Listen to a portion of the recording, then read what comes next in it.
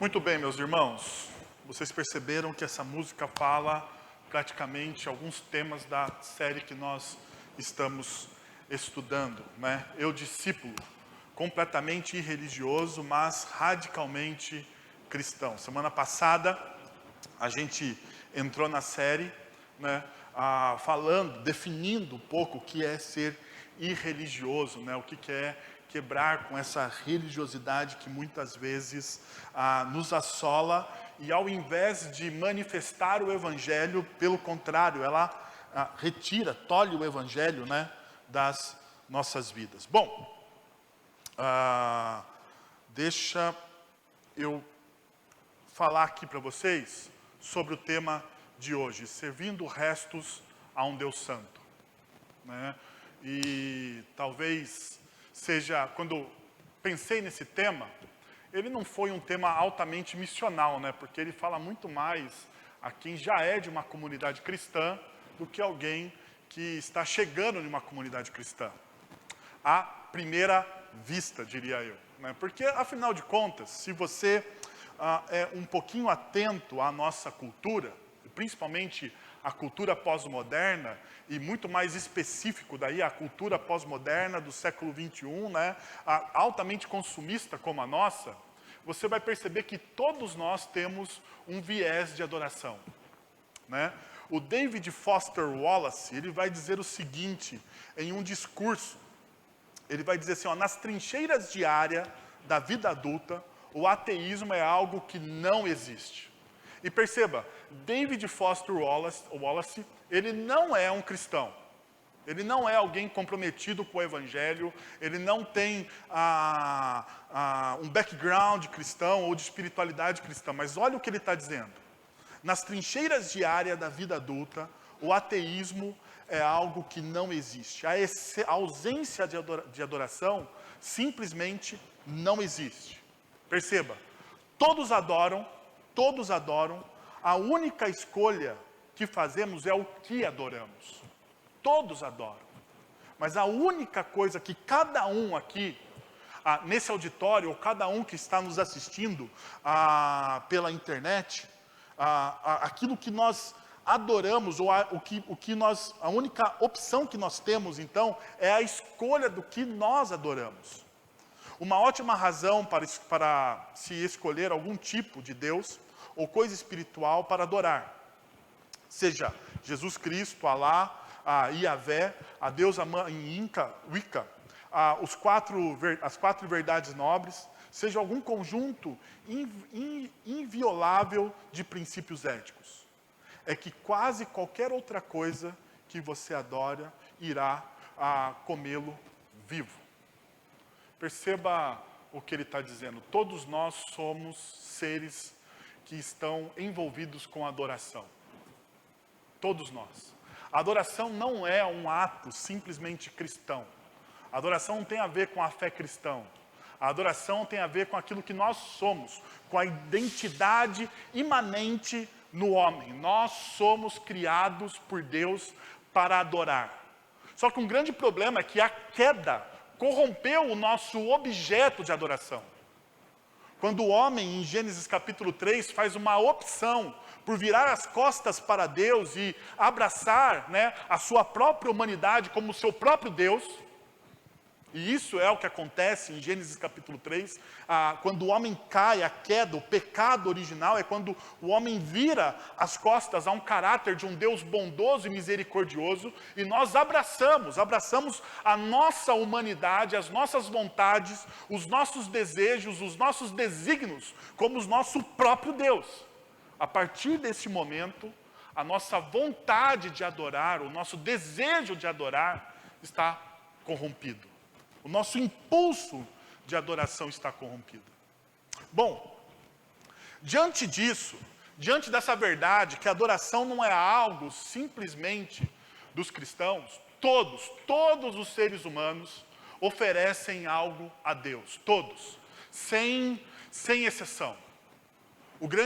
A grande pergunta é: o que você está oferecendo a Deus? O que você está dando a Deus? O que você está entregando a Deus? É lógico que nós cristãos, né, ou aqueles que são chamados discípulos de Jesus na história, têm talvez um interesse um pouquinho mais refinado, né, sobre esse tema. Talvez isso deveria tomar muito mais parte do nosso pensamento para a gente definir de fato o que é adoração. Porque muitas vezes nós temos uma visão muito estreita do que é adoração. Nós achamos que a adoração é o momento que nós estamos aqui reunidos, seja você na sua casa, diante de uma tela de computador, smartphone, ou da própria televisão, ou você que está aqui presente, dizendo assim, não, este momento é um momento de adoração. Eu diria para você que este momento é parte de uma vida de adoração. Mas talvez ela é a parte menor de uma vida de adoração. É a parte menor dessa vida. O grande problema é que nós focalizamos este momento como um momento único de adoração. E daí nós acabamos destruindo, né, uma grande ferramenta que Deus nos deu de comunhão com Ele quando nós diminuímos isso. Então, uma das coisas que eu gostaria de definir com vocês, ou redefinindo, né, a quem adoramos. E a primeira coisa que eu gostaria de definir com vocês é que nós adoramos uma trindade. Nós adoramos o Deus Pai, o Deus Filho e o Deus Espírito Santo. E se você está olhando o gráfico aí na frente, você vai perceber que o Deus Pai, ele não é o Filho, mas ele é Deus. O Deus Filho, ele não é o Deus Pai e nem o Deus Espírito Santo, mas ele é Deus também. E o Deus Espírito Santo, ele não é nem Pai e nem Filho, mas ao mesmo tempo ele é Deus. Nós adoramos uma trindade, ou seja, nossa vida deve ser em adoração e glória à trindade como único e sumo Deus. E aqui está, talvez, uma distorção dentro da nossa espiritualidade cristã. Porque muitas vezes nós achamos que nós adoramos a Jesus somente. Ou muitas vezes, em alguns ramos do meio evangélico, nós adoramos o Espírito Santo. E tudo no culto, e tudo no momento de adoração tem a ver com o Espírito Santo. Ou muitas vezes só adoramos o Deus Pai. E as outras pessoas da Trindade estão desalocadas do nosso culto e na nossa perspectiva ou na nossa cosmovisão. O que eu quero mostrar para vocês é que todas as pessoas da Trindade, elas devem ser adoradas como o único e verdadeiro e sumo Deus, ou seja, nosso grande Deus, que se revela através das Escrituras como Deus Pai, Deus Filho e Deus Espírito Santo. Deus Pai é aquele que arquiteta, que constrói todas as coisas. Deus Filho é aquele que organiza todas as coisas na história. E o Deus Espírito Santo é aquele que atua na história nos indivíduos salvos pela graça de Cristo Jesus. Então todos têm o seu papel na história e todos devem ser adorados. Então a primeira coisa que eu gostaria de mostrar para vocês e definir para vocês era isso. Uma segunda coisa é que nós precisamos redefinir então a nossa adoração. Nós redefinimos quem nós adoramos, nós não adoramos uma única pessoa da Trindade, mas nós adoramos toda a Trindade. E agora nós precisamos redefinir, ok, já que nós adoramos toda a Trindade, como que se dá essa adoração? E o James K. Smith, no seu livro, Você é Aquilo que Ama, ele diz o seguinte: ser humano é um ser animal litúrgico, uma criatura cujos amores são moldados por uma adoração. A adoração não é algo opcional. Todos nós somos seres litúrgicos. Você tem as suas liturgias. E o que eu quero dizer, o que o James K. Smith diz aqui sobre liturgias, né, é aqueles hábitos constantes que nós temos. Todo mundo tem uma liturgia. Por exemplo, você pode ter uma liturgia ao acordar, né? Você prepara o seu café, você abre ali a sua Bíblia, você tem um tempo de oração, de adoração, a introspecção, você depois vai ao trabalho. Tudo isso é uma liturgia e tudo isso vai definindo os amores, né? Aquilo que você ama, aquilo que você se aproxima, aquilo que você se apaixona. É interessante que quando a gente continua lendo, eu vou pedir licença para vocês que eu vou ler um bom trecho aqui do livro dele. Ele diz o seguinte, olha só o que ele vai trabalhando no livro. Ele vai dizendo o seguinte, nossas casas, nossos pequenos reinos precisam ser alimentados por uma constante centralização no corpo de Cristo. Semana após semana, trazemos nossos pequenos reinos para dentro do reino de Deus.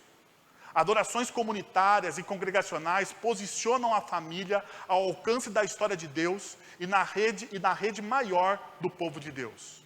E lá somos enviados de volta às nossas casas e famílias, onde então temos a oportunidade de ampliar o culto da igreja para dentro de nossas pequenas igrejas, de nossas casas. Então perceba, o culto, esse momento de adoração, ele não acaba aqui. Ele se estende. Para onde ele se estende?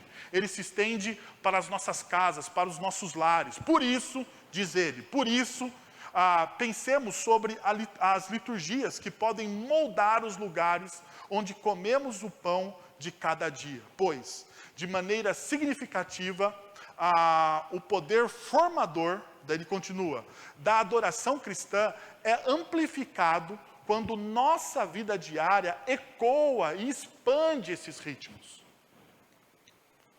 Quando posicionamos nossas casas dentro da casa maior de Deus e ampliamos as liturgias de adoração para moldar o ethos dos nossos lares, reposicionamos até mesmo o que é mundano. Agora preste atenção nessa frase que está grifada.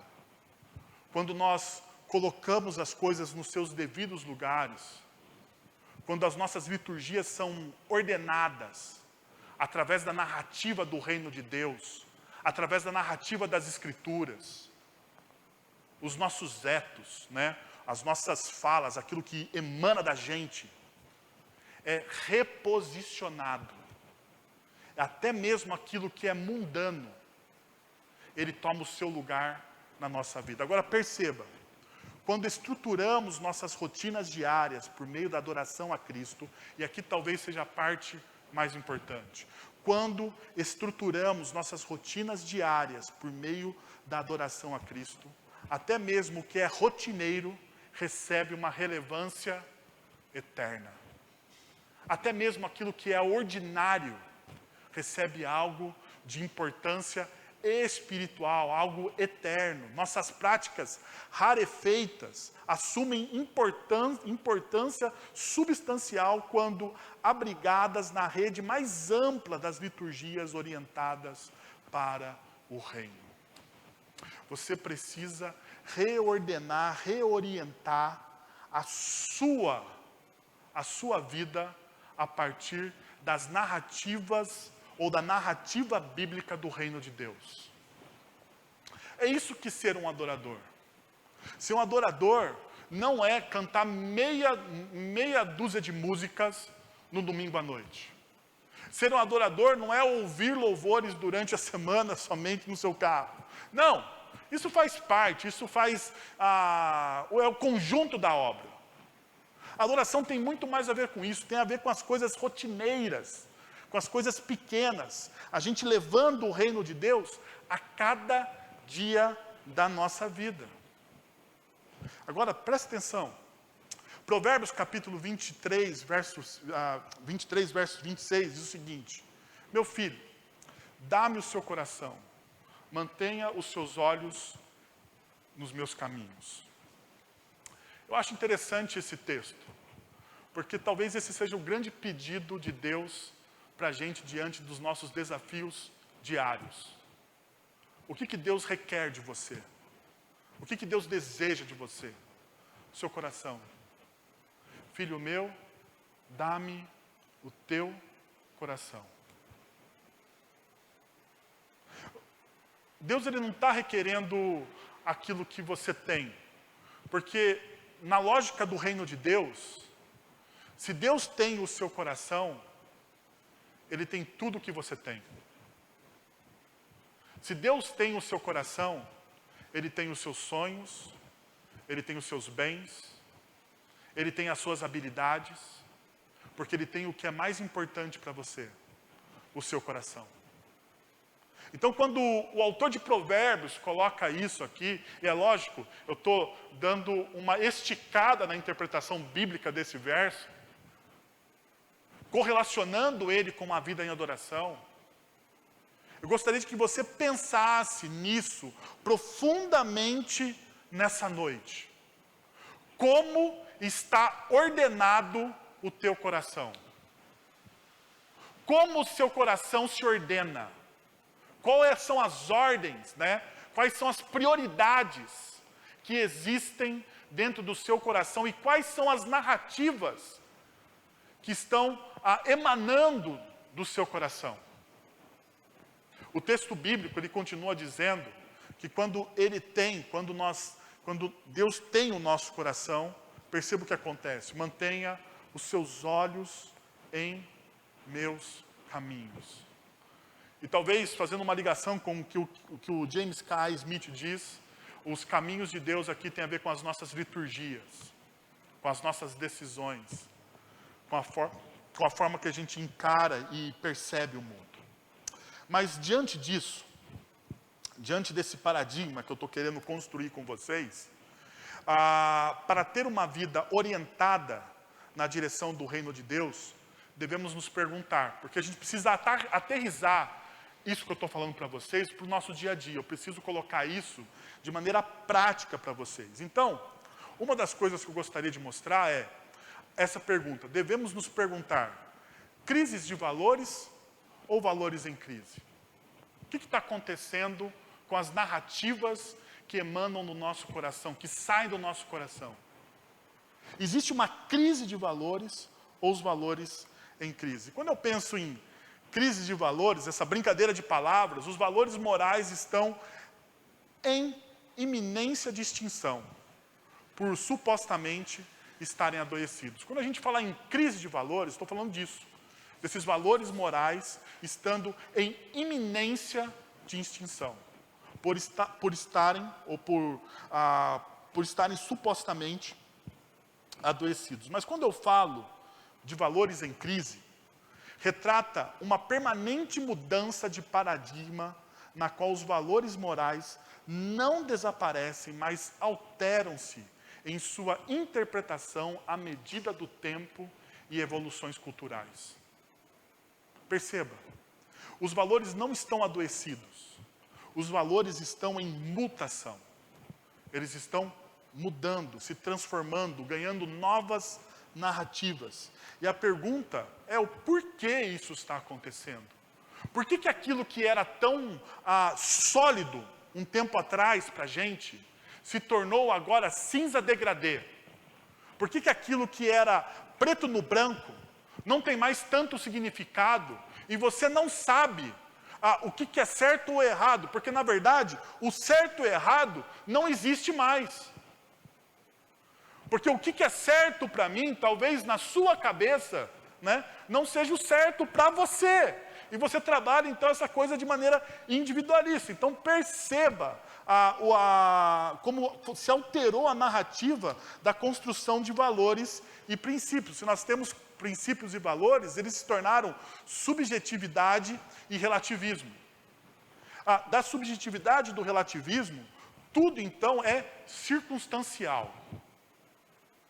Dentro da subjetividade e do relativismo, como as coisas não são sólidas, são líquidas, tudo o que fazemos é circunstancial, porque os nossos princípios e valores, eles são relativos e subjetivos. Ainda, a ética se torna, então, individualista, porque o que é ético para mim, para outro não é. O que é certo para mim, para outro não é. E a gente olha isso, né? Quanto para algumas pessoas, exemplo, existe a ética dentro do casamento e a fidelidade, para um outro grupo de pessoas na nossa sociedade, hoje, fidelidade não é uma questão ética, não é uma questão moral, pelo contrário. Pelo contrário, o mais importante não é a minha ética com a minha esposa, mas o mais importante é o meu prazer, ou seja, eu inverto as coisas. Eu inverto as prioridades. dependendo de que lado você está. Então, os seus valores são voláteis e inconsistentes. Todos os seus valores passam a ser voláteis e inconsistência. E isso alimenta o quê? Uma descrença nihilista, que vai alimentar os seus princípios e valores, e isso passa a ser um ciclo constante na nossa vida. Agora, perceba uma coisa. O que eu estou dizendo para vocês dessa descrença nihilista? A principal característica de uma visão cética radical em relação às interpretações da realidade, que aniquila valores e convicções, é a desvalorização e a morte do sentido, a ausência da finalidade e de resposta ao porquê. Perceba, você não tem mais firmeza. Com isso, com essa ausência, a gente sente 3 sintomas na crise de valores. Primeiro, crise das instituições. A família, a quem caberia ensinar o valor da convivência e do respeito a outro. A religião, a ensinar o valor da transcendência. O Estado, a zelar pelos valores cívicos. Os 3 estão flagrantemente falhando em seus papéis. Perceba, todas as instituições sérias, elas estão ali, pilares da nossa sociedade ocidental. Mas hoje, quando nós olhamos para o nosso Estado, você tem dúvida da integridade dos governantes. Você tem dúvida da integridade do Supremo Tribunal Federal. Você tem dúvida a respeito de tudo. E aquilo que era para o Estado fazer, ele não faz. Ao passo que aquilo que cabia à família fazer, talvez ela não faça. A família brasileira, ou a família da nossa sociedade, está tão desconfigurada, tão disfuncional, que a gente não sabe mais quem manda em quem. Já perceberam isso? Você perdeu o sentido de autoridade e mentoria dos pais dentro da nossa sociedade. Os filhos comandam os seus pais, você inverte então as lógicas. Ainda, na religião, aquela que era para ensinar o valor da transcendência, daquilo que é eterno, o desensimesmar, tirar os seus olhos de você mesmo e colocar os seus olhos no outro. O que nós vemos dentro da religião evangélica brasileira é um ensimesmamento. É um individualismo que fere as escrituras sagradas. É uma busca por prosperidade que a gente não encontra em lugar nenhum dentro da própria escritura. Um segundo momento é a crise de identidade. Ou seja, a crise da identidade dá ao homem a sensação de poder fazer qualquer coisa. No entanto, dotá-lo do senso crítico indispensável a suas escolhas. Repetindo Sartre, o que vou fazer daquilo que fizeram de mim? A liberdade pregada pelos contravalores leva à escravidão, à dependência, ao desespero.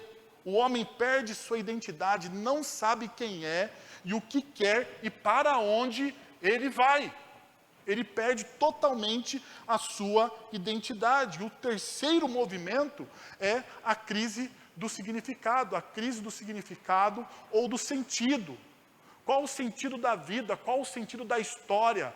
Qual o sentido das coisas? A cultura do descartável não pode claramente oferecer resposta à crise do sentido da nossa existência. O sentido não está mais daquilo que nos está em nossas mãos, nos nossos palpáveis, nas nossas raízes. Mas pelo contrário, ele perdeu todo o seu sentido. Diante disso, como manter os valores em uma crise crônica de instituições, identidade e significado? Como que a gente mantém esses valores diante dessas crises? Como a gente ordena o nosso coração, então, para uma adoração a Deus, ao qual a gente não vai oferecer a Ele restos? Aonde a gente não mais entrega ao Senhor aquilo que sobra, mas aquilo que deveria ser entregue a Ele. Eu gostaria de olhar com vocês, então, uma história sobre Daniel e a narrativa do reino. Uma história sobre a narrativa do reino em Daniel. E a primeira coisa que eu gostaria de colocar a vocês, talvez você não tenha um grande contato com com a história bíblica, eu gostaria de dar o pano de fundo. Nabucodonosor vence o rei Joaquim, rei de Judá, no ano de 597 a.C. Inicia-se então um processo de deportação da elite intelectual e econômica da população de Jerusalém para a Babilônia. Perceba Daniel, versículo 1 e 4, diz o seguinte: jovens sem defeito físico, de boa aparência, cultos e inteligentes, que dominassem os vários campos do conhecimento e fossem capacitados para servir no palácio do rei. Ele devia ensinar-lhes a língua e a literatura dos babilônicos. E aí começa uma deportação da elite intelectual de Jerusalém para a Babilônia. Olha uma outra coisa do contexto histórico de Daniel. Daniel capítulo 1, versos de 6 a 7. Entre esses estavam alguns que vieram de Judá: Daniel, Ananias, Misael e Azarias. Os chefes dos oficiais deu-lhes os nomes. A Daniel deu o nome de Beltesazar, a Ananias, Sadraque, a Misael, Mesaque e a Azarias, Abidnego. Então eles recebem o nome. Agora, quem é Daniel? Talvez o mais importante seja a gente começar pelo nome dele. Seu nome tem 3 sílabas e cada uma em hebraico tem um significado. Dan significa juiz, o pequeno som de I significa meu e El significa Deus, ou seja, Deus é o meu juiz. Então esse é o significado hebraico do nome de Daniel. Perceba uma outra realidade. Sua visão histórica. E talvez aqui começa uma das coisas mais importantes que a gente tem que grifar no nosso coração a respeito de Daniel. Porque se nós vamos falar da história de Daniel, a gente tem que entender como ele enxerga a história. E como você enxerga a sua história tem muito a ver com aquilo que Deus está fazendo na sua história. E como você vê aquilo que Deus está fazendo na sua história, tem uma ligação muito, muito tênue com a adoração que você presta ao Senhor.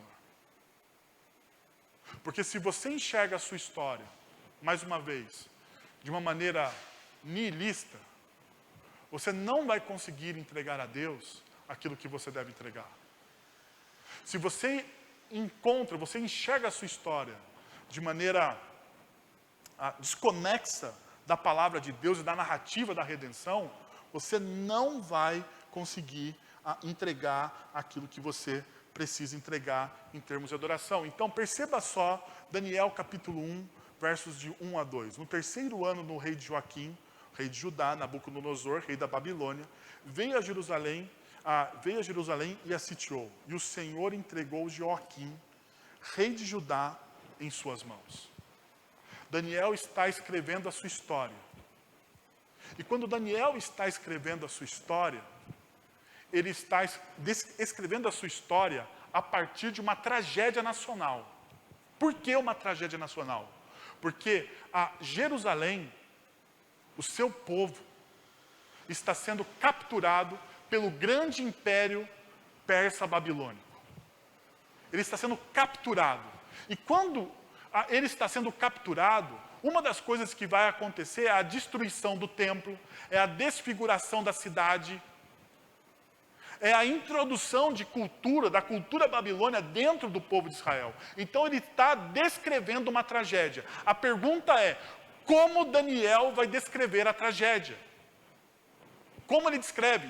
Perceba, e o Senhor entregou Joaquim, o rei de Judá, em suas mãos. Veja só. Como se descreveria uma tragédia na sua vida? Já parou para pensar? Você colocaria Deus como o autor dessa tragédia? Você colocaria Deus como o autor do infortúnio? Você colocaria Deus como aquele que está, através desse infortúnio, trabalhando na sua vida, trabalhando na nação, reordenando o coração da nação? Então, o que Daniel faz aqui, ao colocar o Senhor entregou Jeoaquim, o Senhor entregou o rei de Judá nas mãos dos seus opressores, você percebe que é um contragolpe na teologia da prosperidade e em qualquer outra teologia positivista da nossa era. Ainda, veja só o que o texto vai nos mostrando no verso 2, verso 21. Ele muda as épocas e as estações, destrona reis e os estabelece. Olha a cosmovisão de Daniel. Daniel está falando, todo o sistema político que me envolve, ele não é um sistema político aleatório. Tudo aquilo que acontece com o meu povo, e não somente com o meu povo, tudo aquilo que acontece na história, Deus está colocando em ordem. É Deus que está mexendo aquele jogo de xadrez ao qual nós chamamos de história. Não são coisas aleatórias, não são coisas que acontecem no acaso. Na verdade, na visão de Daniel, não existe o acaso. Ele está falando, olha, é Deus que está mudando as épocas, é Deus que está mudando as estações. Ele está colocando reis e Ele está tirando reis.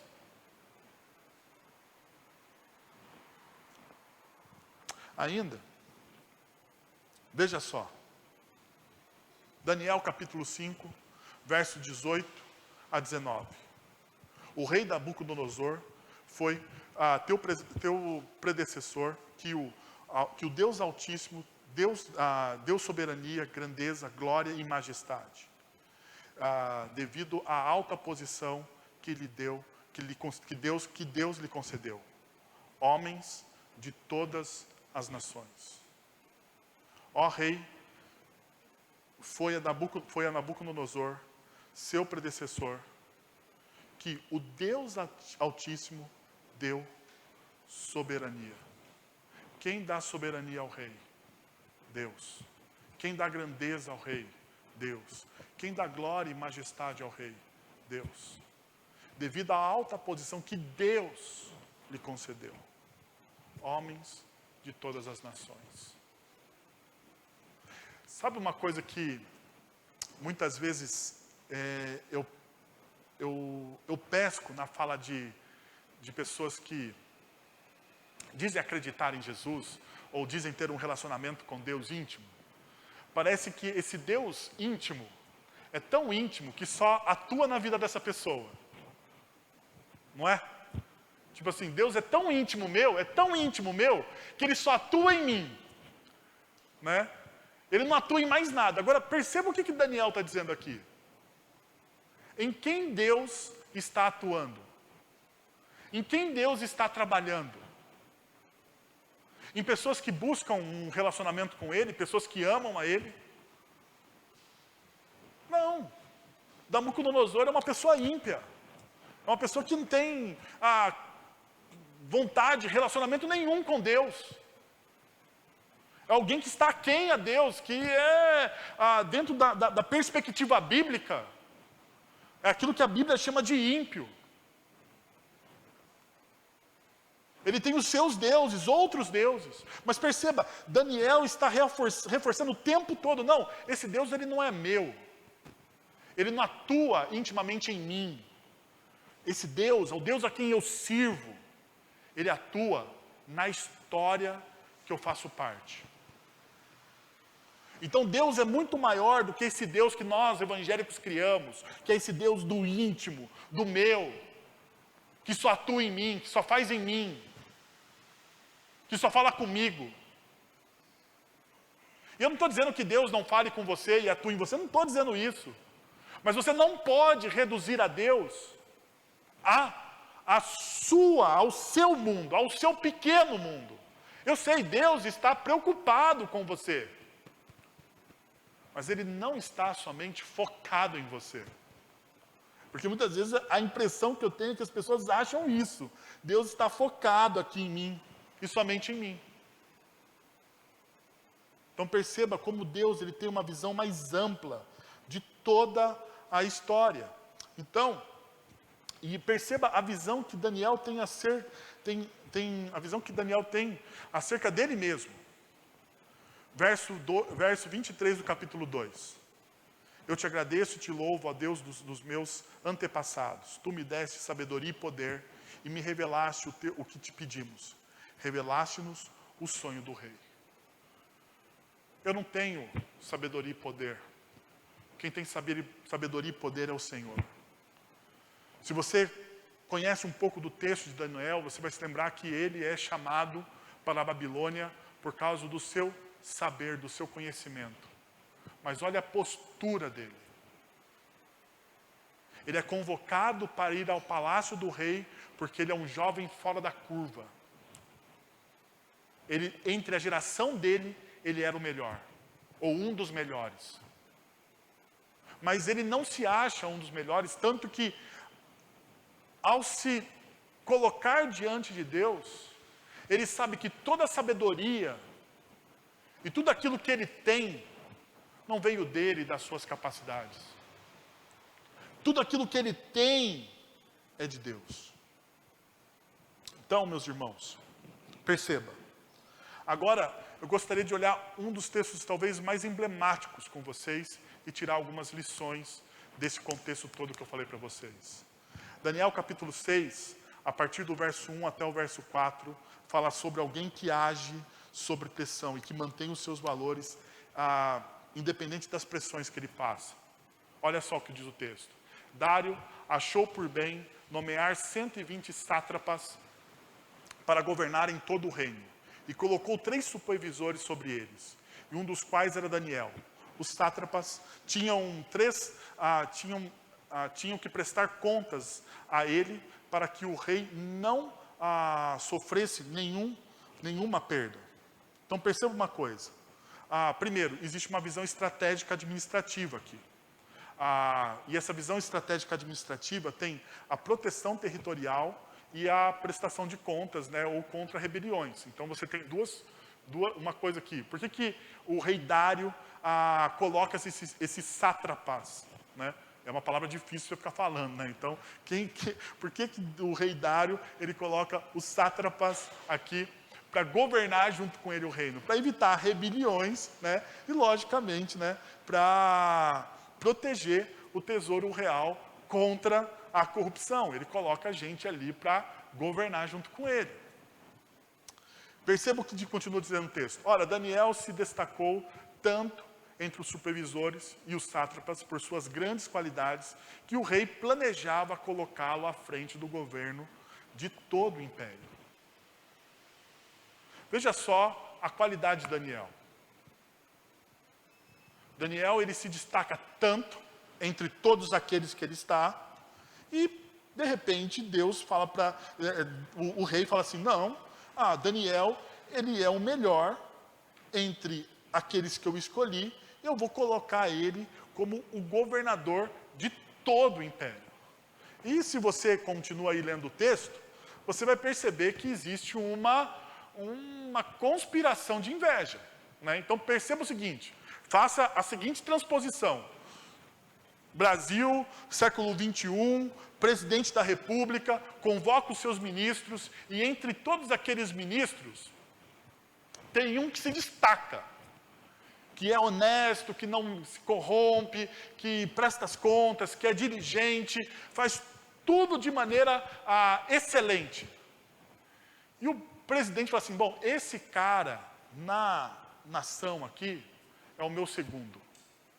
Como que os outros vão ver isso? E é o que acontece com Daniel.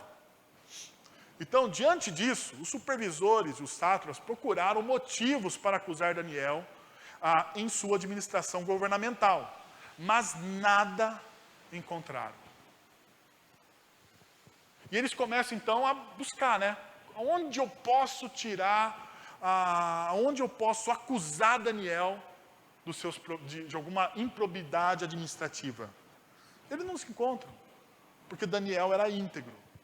Então eu gostaria de mostrar para vocês 4 qualidades de Daniel e como essas qualidades têm conexão com as suas liturgias e com a sua adoração. Primeira qualidade, caráter. Olha só, não puderam achar falta alguma nele, pois ele era fiel e não era desonesto nem negligente. Ele era fiel, não era desonesto e nem negligente. A postura de Daniel é uma postura coerente. Fidelidade, honestidade e diligência. 3 questões que ele colocava aqui.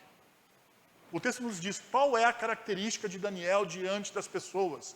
Ele era fiel ao rei. Qual é a característica de Daniel diante dos seus pares? Honesto. Qual era a característica de Daniel diante dos seus pares? Ele era diligente, ou seja, ele não era negligente. Ele fazia o que tinha que fazer. Perceba, coisas básicas, mas que às vezes falta no nosso dia a dia, né? Coisas que qualquer pessoa deveria ter no seu caráter. Coisa que um discípulo de Jesus deveria ter engendrado no seu caráter. Mas que muitas vezes nos falta, que muitas vezes retira da gente, a gente não tem. Agora perceba o testemunho dele. Fiel, honesto e diligente. Blaise Pascal vai dizer o seguinte: a virtude de uma pessoa mede-se não por ações excepcionais, mas pelos hábitos cotidianos. Como que você mede alguém? Pelas ações excepcionais que alguém faz? Ou por aquilo que ele faz cotidianamente, todo dia? É interessante que no verso com o verso 8, do capítulo 1 de Daniel, nós já temos essa visão. Olha só. Resolveu Daniel firmemente não contaminar-se com as finas iguarias do rei. Caráter. Caráter. Sabe qual que é o grande problema? Muitas vezes, nosso, é a falta de caráter. Sabe onde a gente falha? A gente falha no altar. Porque o texto de Daniel capítulo 1, verso 8, fala que Daniel não desejou se contaminar com as finas iguarias do rei. Porque ele desejava preservar a pureza do seu coração. E uma das coisas que eu acho, meus irmãos, ou uma das certezas que eu tenho, é que quem falha no altar, falha na vida. Sabia disso? Quem falha no altar, vai falhar na vida. Gênesis capítulo 4. Gênesis capítulo 4 nos conta a história, talvez, mais dura, pós-queda.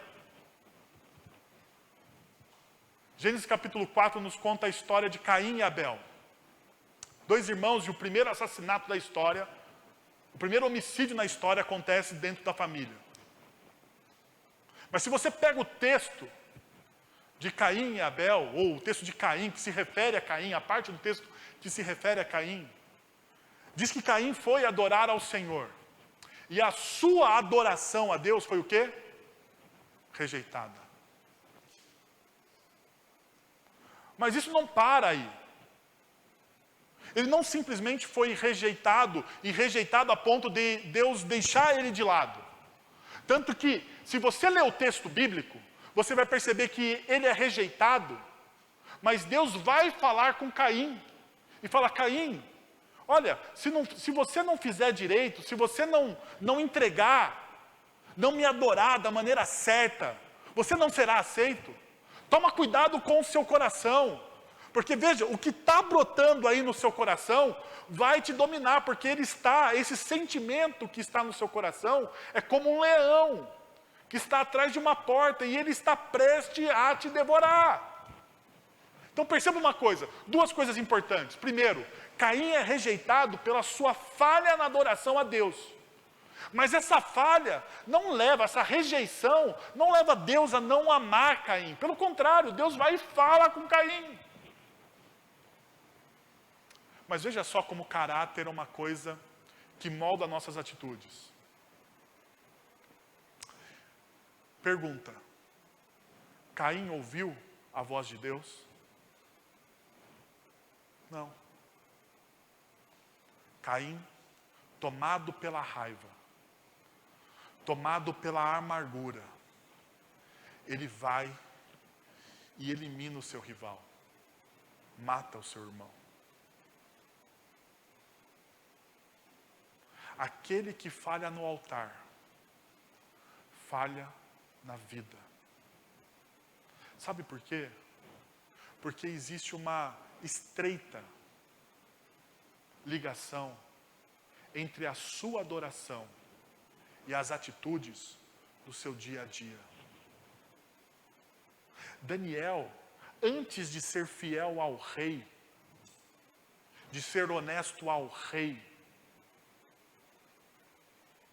Daniel era fiel e honesto no seu coração com Deus.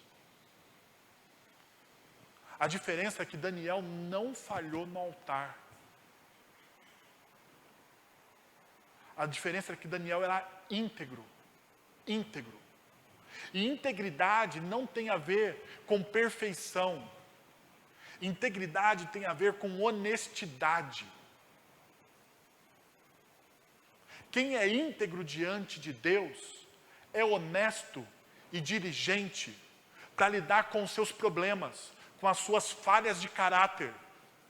Quem é fiel diante de Deus, ele confronta a sua vida com a palavra e demonstra fidelidade em lidar com honestidade com as suas falhas.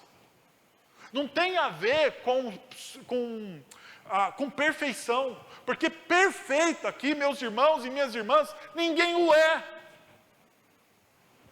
Então perceba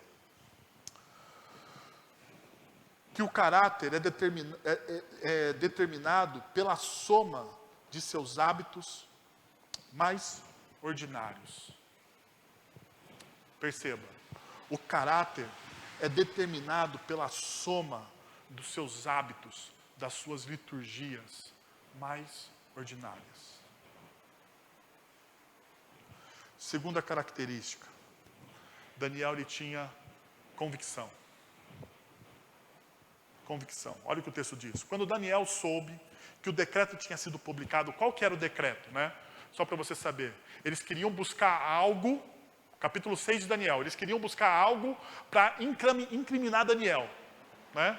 Então os sátrapas, aqueles que tinham ciúmes, queriam buscar algo para incriminar Daniel. Então o que acontece?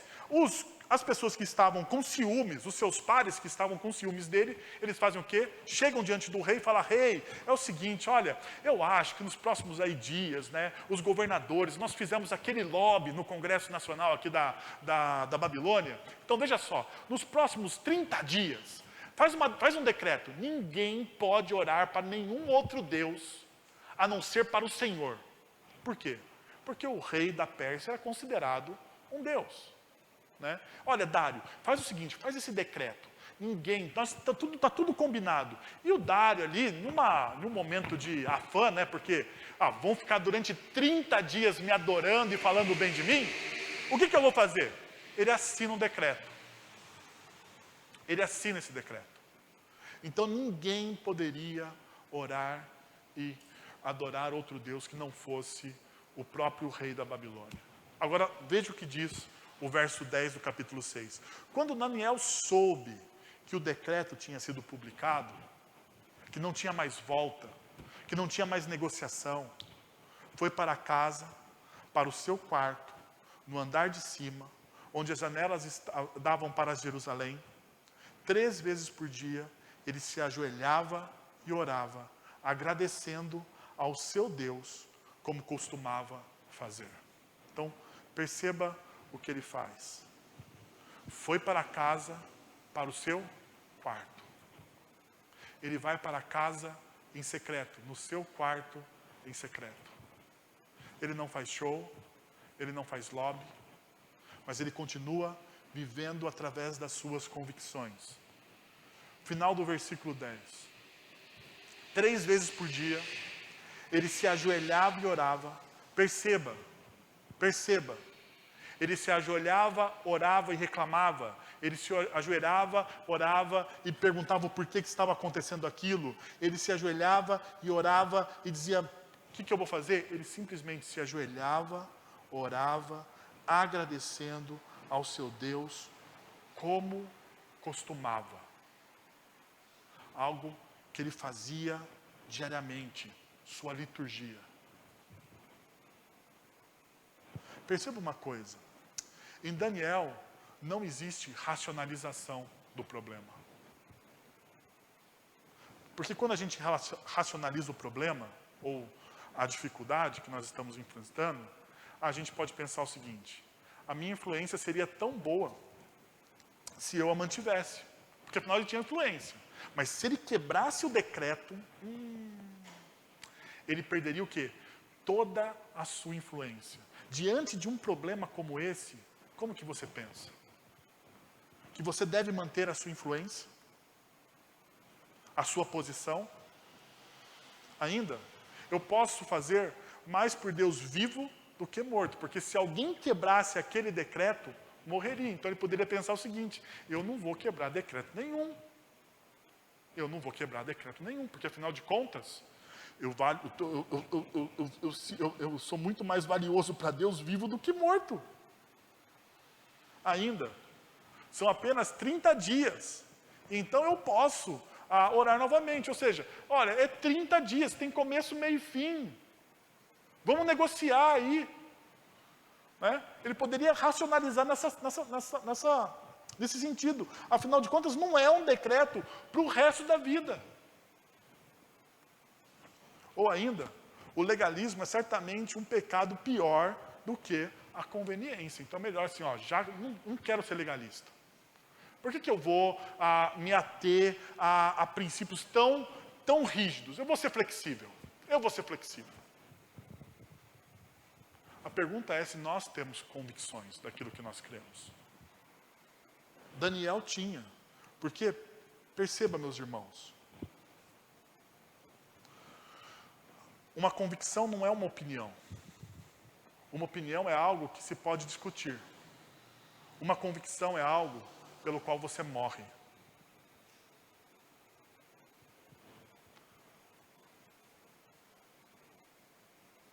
Tem muita gente com opinião a respeito de Deus.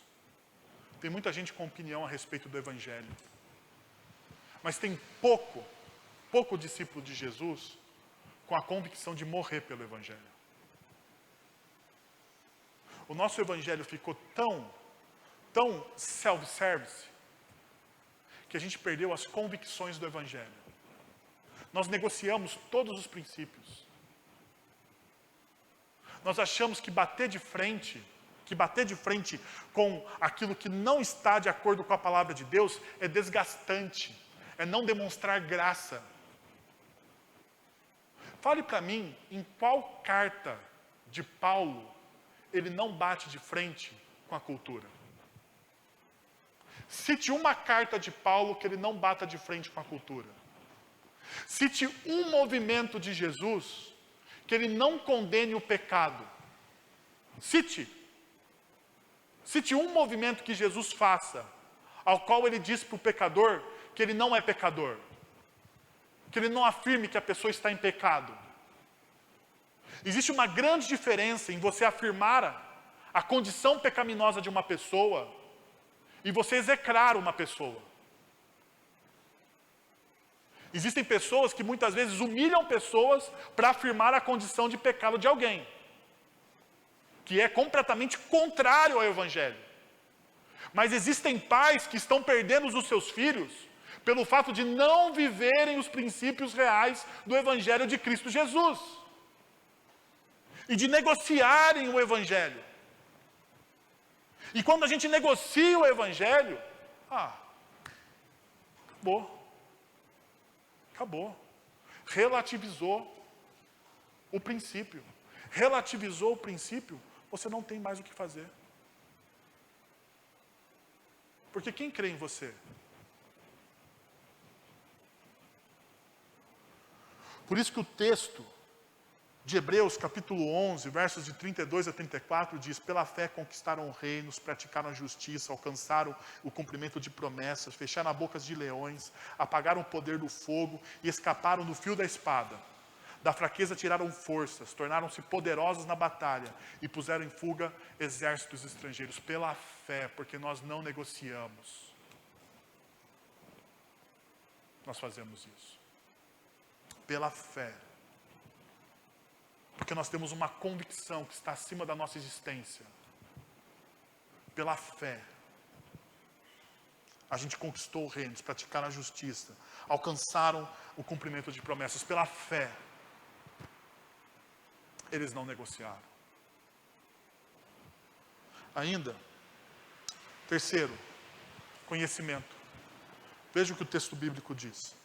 Então o rei deu ordens a eles e trouxeram Daniel e o jogaram na cova dos leões. O rei, porém, disse a Daniel que o seu Deus, a quem você serve continuamente, o livre. E se você pega o texto bíblico, você vai saber que o rei não ficou feliz nem um pouco quando descobriu o que ele fez. Quando o rei descobriu a trama das pessoas que estavam conspirando contra Daniel, diz o texto bíblico que o rei perdeu o sono, que ele ficou preocupado, que ele tentou até a última hora livrar Daniel da cova dos leões. Mas ele não conseguiu. Ele não conseguiu porque o rei não pode voltar atrás de um decreto. Então o que acontece? Daniel é jogado na cova dos leões, mas o rei olha para ele e fala assim: Daniel, que o seu Deus, a quem você serve, continuamente livre. Perceba uma coisa: você não chega ao conhecimento pleno de algo até que você o aplique. Sabia disso? Você só consegue conhecer algo de fato e de verdade na sua vida se aquilo se torna aplicável a você. Por exemplo, a gente fala de fé, a gente fala de adoração, a gente fala de evangelismo, a gente fala de experiência com Deus, mas se você não sentir isso na sua carne, na sua vida, é só retórica. Se Deus não trabalha no seu coração e não transforma a sua família e não transforma você, é só retórica. E sabe qual que é o grande problema muitas vezes da nossa adoração e daquilo que nós servimos a Deus? É só retórica. A gente vem aqui, a gente levanta as nossas mãos, a gente dobra os nossos joelhos, nós falamos que amamos a Deus, mas é só retórica. E o texto bíblico diz o seguinte: você precisa ser jogado na cova dos leões muitas vezes.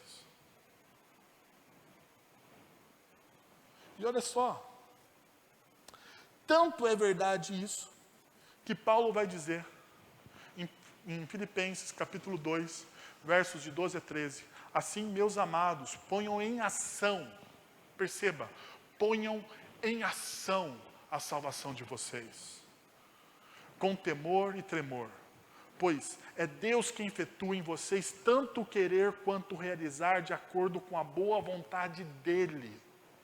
Você põe em ação a salvação de vocês.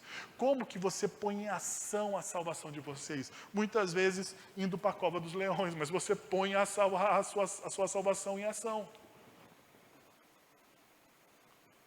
O texto não está falando que você se salva, perceba, ele não fala de você se salvar através das suas ações. Não é isso que o texto de Paulo está dizendo.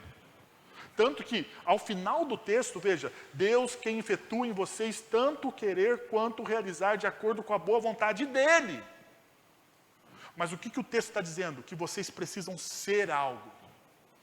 Ponham em ação a salvação de vocês, aquilo que vocês já receberam de Cristo Jesus, vocês colocam isso em ação. Ainda,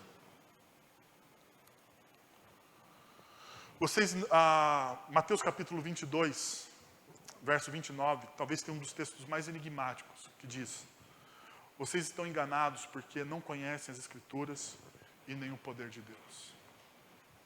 Por que vocês pecam? Por que vocês erram? Por que vocês não colocam a salvação de vocês em ação? É porque vocês não conhecem o poder de Deus e nem aquilo que está nas Sagradas Escrituras. Então, perceba uma coisa. Às vezes, pensamos que a espiritualidade cristã é coisa de monge, algo para pastores e líderes religiosos, mas não é. É para ativistas sociais, homens de negócios, pessoas de poder e influência, todos os profissionais que desejam alterar a realidade ao qual nós estamos inseridos. É para todo mundo, é para todos e para todo dia. Agora veja uma coisa, qual que é o resultado da vida e das liturgias de Daniel? O texto diz: estou editando um decreto para que nos domínios do império os homens temam e reverenciem o Deus de Daniel. É lógico, porque você sabe a história. Daniel vai para a cova dos leões. O rei, e é muito interessante, o Daniel é jogado na cova dos leões, é colocado uma pedra, né? A gente muitas vezes foge a esse detalhe. É colocado uma pedra na entrada da cova. O rei e todos os governadores, eles selam a pedra com o selo real dos seus anéis. E daí, passa-se alguns dias, o rei volta lá e pergunta: Daniel, você está aí ainda? Né? O rei vai lá perguntar. E Daniel diz: não, eu estou aqui, Deus me preservou vivo. Deus me preservou vivo, eu estou aqui ainda. Depois disso, o rei decreta: estou editando um decreto para que nos domínios do império, os homens temam e reverenciem o Deus de Daniel. Pois ele é o Deus vivo e permanece para sempre. O seu reino não será destruído. O seu domínio jamais acabará. Sabe quem que está dizendo isso? Não é um cara crente. É aqui que está a chave da adoração, gente. Quem está dizendo isso é alguém que não tem nenhum relacionamento com Deus, mas viu alguém que tem. Alguém que tem um relacionamento vivo com Deus, sabe o que faz? Isso. Olha só, ele edita um decreto para que todos adorem no seu reino o Deus de Daniel. E ainda ele diz: pois ele é Deus vivo, permanece para sempre, o seu reino não será destruído, o seu domínio jamais acabará. Então perceba, é um Deus vivo, um Deus eterno, um reino eterno, um domínio eterno. Olha só a adoração. Quem se prostrou em adoração? Quem se prostrou em adoração? O ímpio.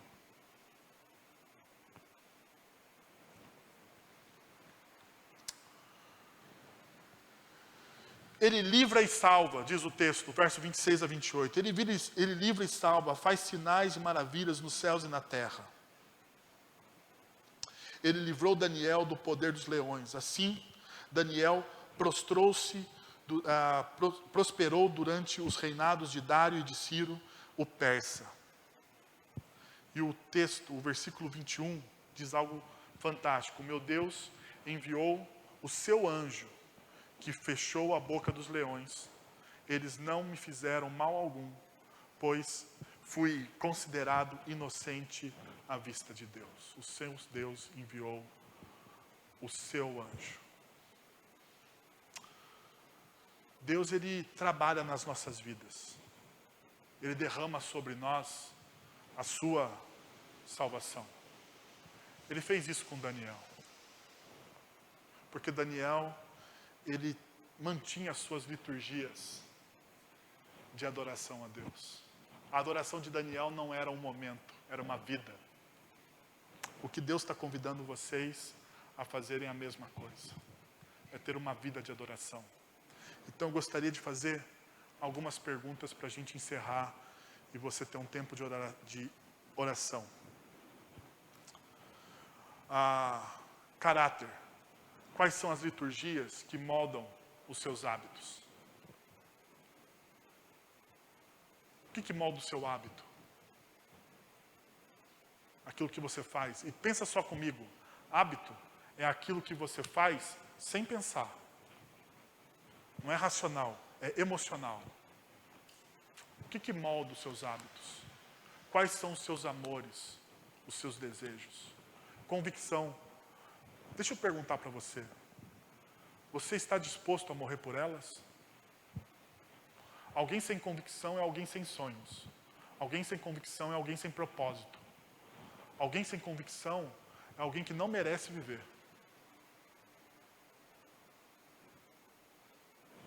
Ainda, você realmente conhece a Deus e o seu poder? Sua vida glorifica a Deus ou você tem oferecido restos a um Deus santo? Quero convidar você a orar. A você abaixar sua cabeça e a falar com Deus de uma maneira muito séria. Porque o que nós fizemos hoje, o que nós falamos hoje, tem a ver com adoração.